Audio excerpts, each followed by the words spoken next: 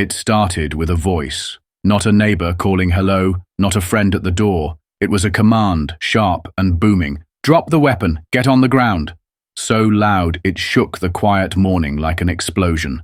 John McKinley flinched, heart slamming into his ribs as he stepped onto his front porch, coffee still warm in his hand, Vala's leash looped gently around his wrist. He blinked into the daylight, disoriented by the sudden chaos. A line of black-clad figures had materialized across his neatly trimmed lawn, armored, armed and yelling, their rifles aimed directly at him like he was an enemy combatant.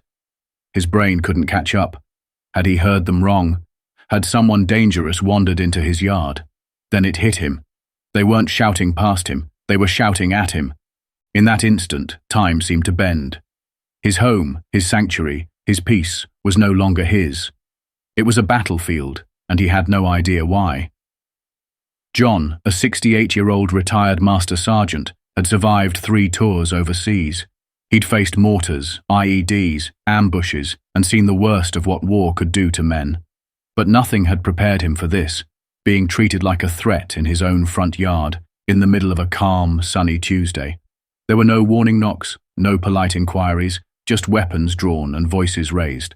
Still gripping the leash, he instinctively raised his other hand slowly, palm out, showing he was unarmed.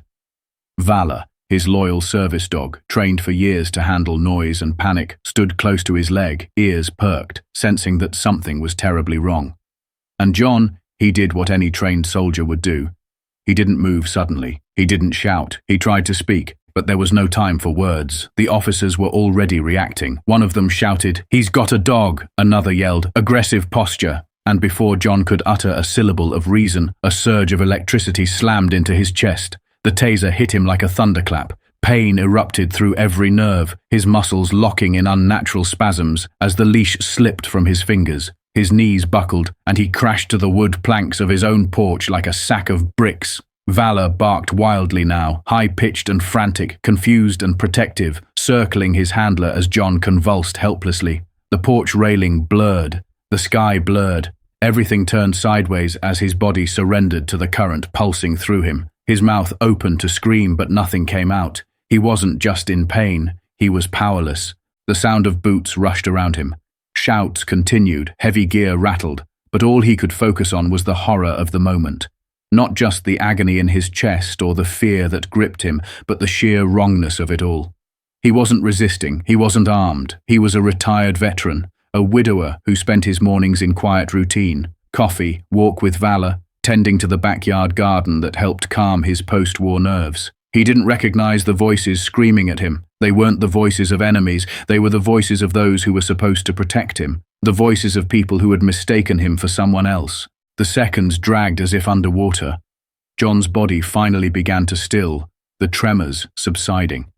His face pressed against the wood, breath shallow, heart racing. The taser barbs were still embedded in his shirt, a grim reminder that he'd just been neutralized like a threat. Vala, still barking, nudged at his face, licking his chin, desperate to understand what had happened. John couldn't speak. He could barely move. But one word repeated itself over and over in his head, screaming louder than the sirens now beginning to wail in the distance. Why? Why had this happened? Why him? Why here? Why now? That was when the first officer finally stepped over him and into his house, rifle still raised. Not asking questions, not checking names, just barging in, searching, looking for something or someone who wasn't there. All John could do was lie there, humiliated, stunned, and betrayed. Somewhere deep in his memory, a different battle played out. A roadside checkpoint in Kandahar, a boy with something under his jacket, a split-second decision that could mean life or death. But this wasn't that. This was his front porch, his country, his street. And yet, somehow, it felt just as dangerous, and he still didn't even know what they thought he had done. The seconds after the shock felt like a lifetime. John lay on the wooden slats of his porch, his breath shallow, his vision cloudy, ears ringing with the aftershock of the taser and the flood of adrenaline still surging through his veins. The weight of his own body felt unfamiliar, heavy, uncooperative. His legs were slow to respond, and his chest burned with every shallow inhale. But none of that mattered as much as the sounds coming from inside his home, his safe place, now overrun by boots, commands, and the unmistakable chaos of a full-blown raid. Drawers being ripped open, furniture crashing, heavy footsteps stomping through his quiet sanctuary, turning peace into wreckage in real time. He tried to move, to lift himself just enough to see past the boots pacing around him. A hand gripped his shoulder and forced him to sit roughly on the steps.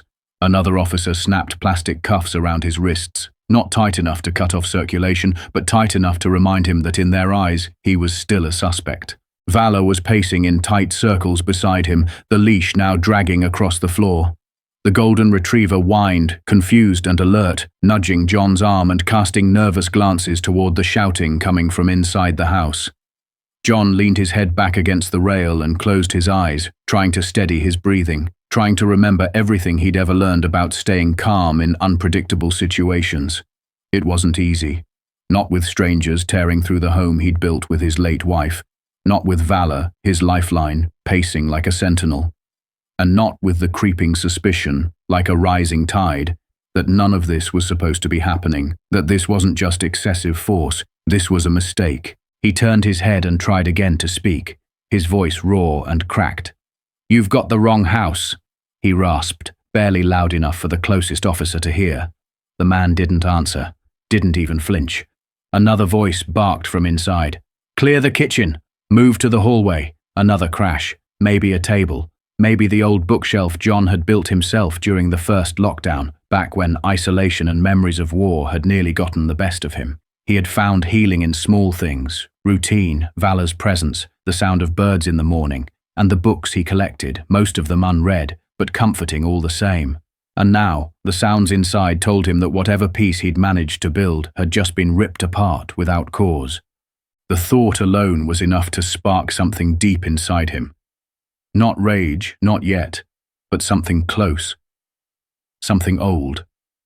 A voice honed over decades of military discipline and command. A voice that came back with surprising strength. "I'm John McKinley, Master Sergeant, retired. This is my house, 121 Oak Street. Who the hell are you looking for?" The officer closest to him finally blinked, turning his head. Not in response, but at the sound of a new voice stepping up from behind.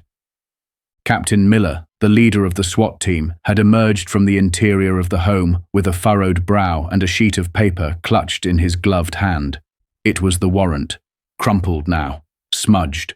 He looked down at John, then slowly glanced up at the number nailed beside the front door. A black metal 121, clear as day. Then he turned his head to the house next door, nearly identical, only a few feet away, but the number just barely visible behind the porch light read 123. A pause, a twitch of his jaw, a single beat of silence that seemed to suck the air out of the entire street, and then under his breath, he muttered it. "Oh, hell."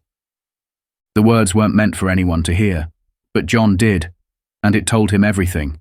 The nightmare wasn't some planned assault. It wasn't personal. It was worse. It was a mistake, a catastrophic failure of protocol. The kind that changes lives in seconds and leaves scars for years. Captain Miller's shoulders dropped just slightly as the weight of the error began to settle. He didn't offer an apology. Not yet. There wasn't time. He turned and barked new orders to his team. Stop the search, secure the dog, stand down. But the commands came too late to undo the damage. Inside the house, officers began filing out, some with sheepish glances, others with no expression at all. The silence from within grew louder than the previous shouting. They had realized what they'd done. And yet no one moved to uncuff John. No one helped him to his feet. They simply let him sit there, shocked and broken, as if trying to decide whether returning his dignity was even part of their protocol. One officer, older than the rest, noticed the service vest on Valor and approached with a slow, steady hand. "Easy there, buddy," he said gently, crouching low, speaking in soft tones. Valor, sensing a shift, began to calm, his panting slowing, the growling replaced by cautious watching. The man reached out, and this time Valor didn't pull back. He simply placed himself protectively beside John, as he always had. And just like that, the truth was out in the open. They had hit the wrong house. They had tased a veteran who hadn't posed a threat.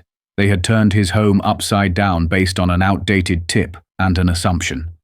No second confirmation, no cross-check. Just adrenaline, aggression, and the illusion of certainty. John looked up at the captain, his voice hoarse. "You raided the wrong damn house," he said again, slowly this time, letting each word carry the weight of what had just happened. "You tased me, in front of my dog, on my porch, for nothing." Captain Miller opened his mouth, then closed it again.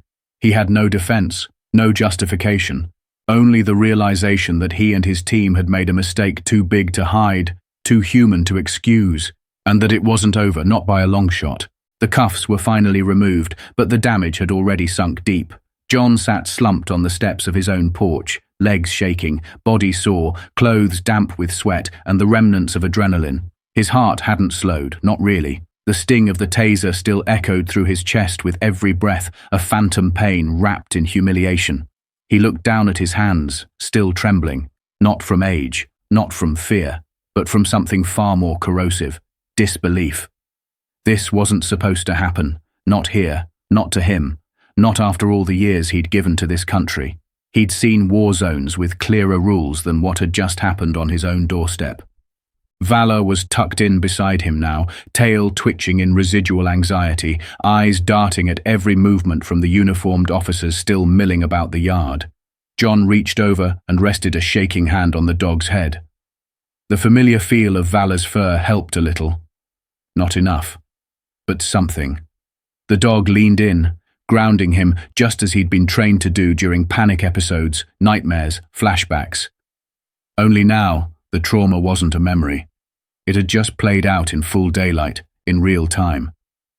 The inside of the house was quiet again, but John didn't need to go in to know what he'd find. Broken frames, upended furniture, cabinets hanging open. His late wife's keepsakes probably shattered on the floor. The war medals he never displayed but kept in a small wooden box might be scattered, dumped out like loose change. His kitchen, the room where he'd made coffee just minutes before, would be a mess of footprints and overturned chairs. And for what? A name on a warrant, an address typed wrong, a suspect who had never lived at 121 Oak Street. Captain Miller paced nearby, muttering into his radio, his earlier confidence drained from his posture. He looked like a man who had already begun running through the justifications he'd need to offer later. Officer safety, time-sensitive warrant, high-risk environment. All the bureaucratic phrases meant to cover up simple, ugly failure. John could hear fragments of his voice. No resistance, cooperative, service animal confirmed. None of it mattered now. The report would be clean, sanitized, clinical.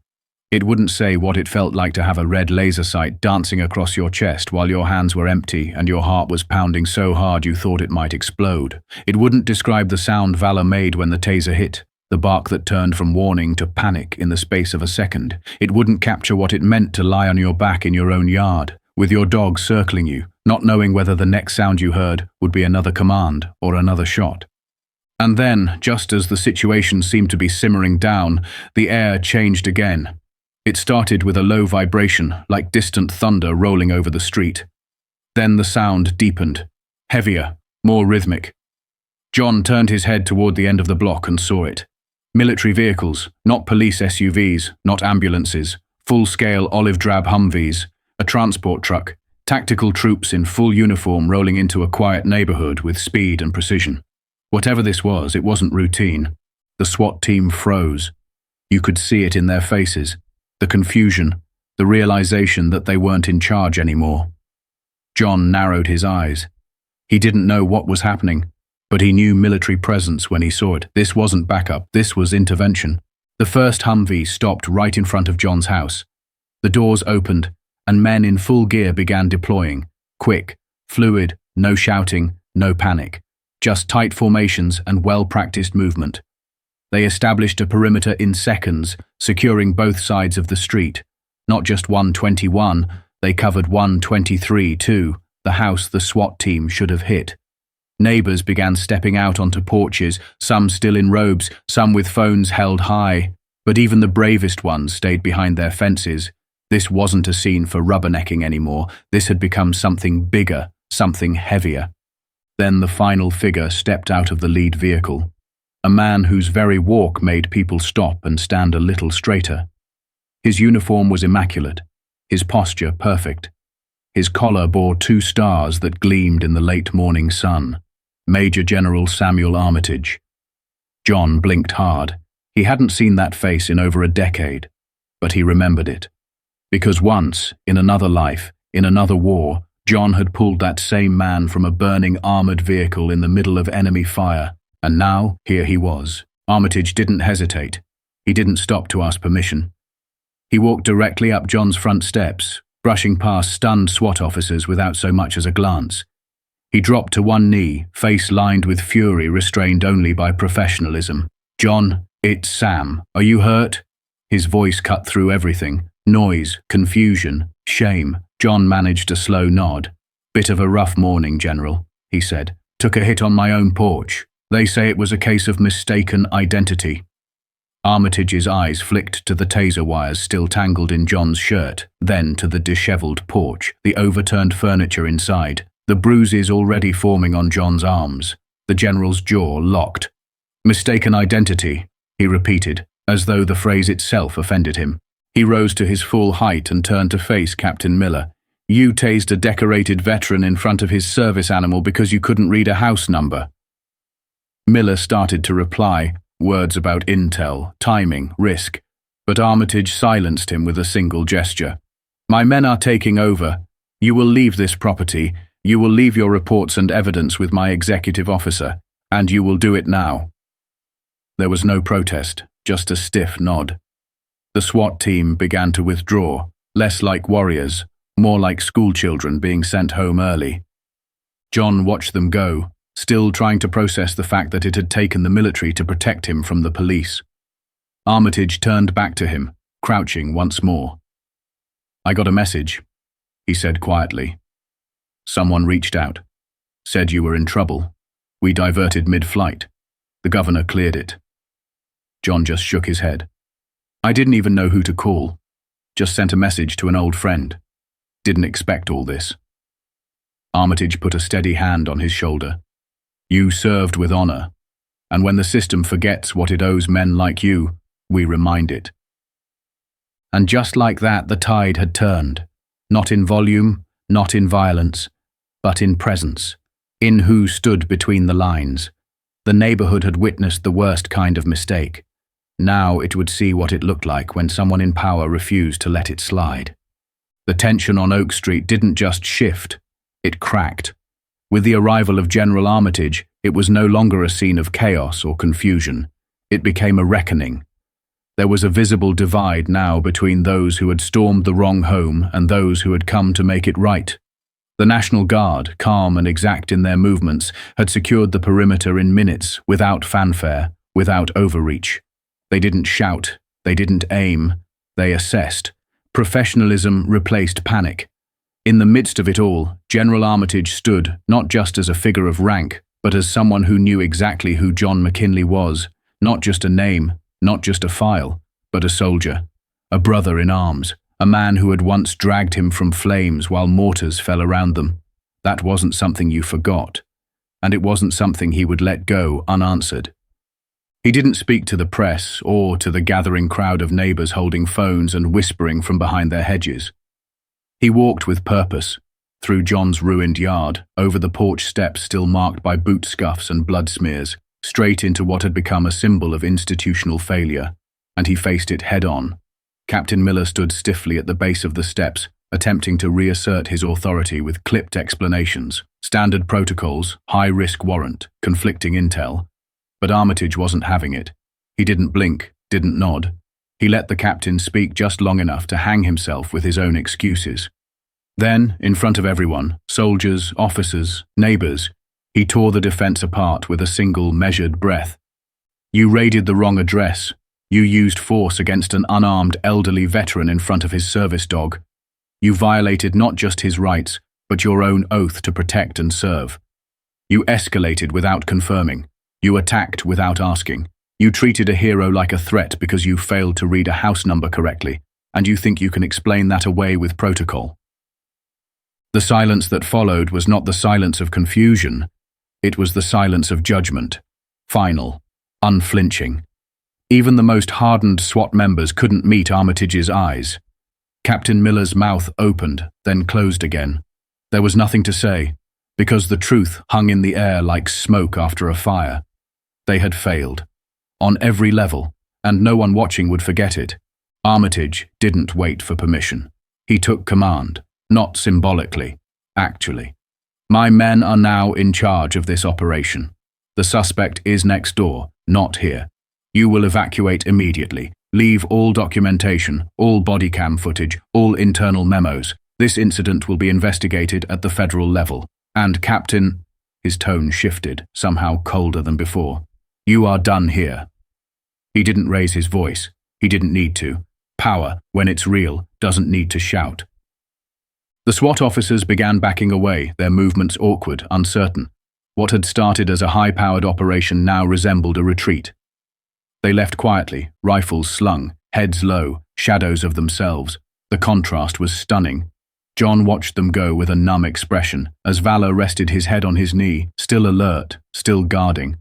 Neither of them spoke. They didn't need to. What they felt was clear. This was no longer just about personal harm.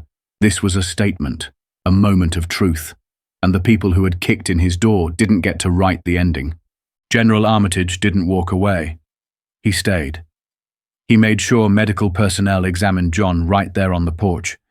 He ordered another unit to enter the home, not to search, but to clean, to restore. National Guard engineers stepped in and began repairing the splintered door, clearing debris, setting furniture back where it belonged. Every movement was deliberate, like undoing an insult with precision, not just out of respect, but out of necessity, because this wasn't just about one man. This was about what happens when the system forgets who it's meant to serve. While the repairs began, another team turned their attention to 123 Oak Street, the real target, the one who had prompted the faulty warrant. This time, there were no shouting matches, no battering rams, no misplaced force. The perimeter was already sealed. The approach was clean, quiet, and controlled, and just like that, the suspect was apprehended, without violence, without spectacle. The irony was thick. All that devastation, all that trauma, and the actual arrest took 5 minutes and required none of the chaos, just competence. John watched from the porch, wrapped in a thin blanket provided by one of the medics, Valor curled protectively beside him. His breathing had slowed, the tremors in his hands now almost gone. But what lingered was something deeper, anger, yes, but also grief. Not just for himself, but for what it meant. That someone like him, someone who had done everything right, could be reduced to a threat in seconds because a system built to protect had forgotten to double-check. General Armitage eventually returned, sitting beside him with the quiet gravity of an old friend, not a superior. "I told the governor," he said, "we would not let this slide. You're going to get what you need, John. Medical care, house repairs, legal support, and a public apology, not just from me, but from them." He paused. "You didn't deserve this, but we'll make damn sure no one else does either." John didn't say much. He just nodded slowly, eyes fixed on the street where the armored trucks still stood like sentinels. For the first time since the raid began, he let himself exhale fully. The pain in his chest hadn't gone. But something else had arrived to take its place. Not justice, not yet, but the beginning of it. The first step in making wrong things right. Not just for him, but for every quiet veteran, every overlooked name, every man or woman who ever served and came home expecting peace, and found something else entirely. The aftermath wasn't quiet, it wasn't clean, and it certainly wasn't simple. What happened at 121 Oak Street had already begun to ripple far beyond the cracked doorframe and the damaged furniture. Within hours, headlines started to surface. Veteran tased in botched raid. SWAT mistake leads to National Guard deployment. But even as the media storm gathered, John McKinley stayed right where he had been, on his front porch, Valor at his side, watching the pieces of his life get carefully reassembled by soldiers who, like him, knew the cost of chaos. They weren't just fixing a door, they were rebuilding a man's dignity. The National Guard engineers worked for hours, not with the speed of men rushing through a job, but with the quiet discipline of those who understood what that house had come to represent. They patched drywall, reset the bookshelves, and picked up every piece of shattered glass. They even repaired the porch railing where John had collapsed after the taser, smoothing it over like sanding down a scar. John didn't ask for special treatment. He never had, but he watched with silent gratitude as one of the young guardsmen, a sergeant barely in his 20s, noticed the leaky faucet in the kitchen and fixed it without being told. Another soldier found a framed photograph of John's wife, cracked but still intact, and placed it gently back on the mantel. Small acts, almost invisible, but to John, they meant everything. They reminded him of why he had served in the first place, not for medals or parades, but for people who showed up when it mattered, who honored something bigger than themselves. By that afternoon, the governor himself had issued a formal apology, public, televised, and direct. He didn't mince words. He condemned the SWAT team's failure, called the incident a disgrace, and promised sweeping policy reviews. He even committed state funds to pay for the full restoration of John's home, legal fees, and long-term care if needed. But John wasn't interested in politics. He didn't want to be a symbol. What mattered to him was something more permanent than promises: accountability. And that came just a few days later, when an internal review led to the suspension of Captain Miller and the officer who had fired the taser, both placed on administrative leave. Their future in law enforcement now hanging by a thread, the weight of their decisions finally beginning to press down on their careers the way it had pressed down on John's chest that morning. But even justice came with its own complications. Lawyers reached out quickly. City officials moved faster. A settlement was offered before John had even drafted a claim. The amount was significant, enough to buy a new house, leave town, start over. But John refused. Not out of pride, but out of principle. He accepted the settlement under one condition. The majority of the funds would go toward veteran support organizations, PTSD service dog programs, and legal advocacy groups for wrongly targeted individuals. He didn't want money, he wanted impact. He wanted to ensure that what had happened on his porch would never happen to someone else, silently suffering behind another front door. In the days that followed, Oak Street transformed. The same neighbors who had peeked from windows in fear now crossed lawns with casseroles, folded flags, handwritten notes, and apologies they hadn't known they owed. People who had lived beside John for years without truly knowing him now saw the quiet patriot who walked valor every morning, not as just an old man with a dog, but as the backbone of everything the neighborhood claimed to stand for. And maybe that was the strangest part, how quickly respect could rise from the ashes of misunderstanding, how clarity could follow catastrophe. General Armitage didn't disappear either. He returned several times in the weeks after the incident, never in uniform, never for show. Sometimes he brought supplies, other times just conversation. On one visit, he sat with John beneath the oak tree in the backyard, both men in folding chairs, Valor napping at their feet. The sky was calm, the air still. "You know," Armitage said quietly, "this isn't how it's supposed to go. The system, we build it to protect men like you, not to fail you." John nodded, eyes fixed on the horizon. Sometimes the system forgets, but people remember. That line stayed with Armitage. He repeated it later in a briefing with state officials, and eventually it found its way into a speech about justice reform. But for John, it wasn't about speeches. It was about the reality that, for a few terrifying minutes, he had been forgotten, misidentified, treated like a threat instead of what he truly was, a man who had risked everything overseas, only to be nearly destroyed at home. In time, the bruises faded. The taser marks healed, but not everything vanished. The sound of boots charging his porch sometimes crept into his dreams. The voice yelling, "Taser," replayed without warning.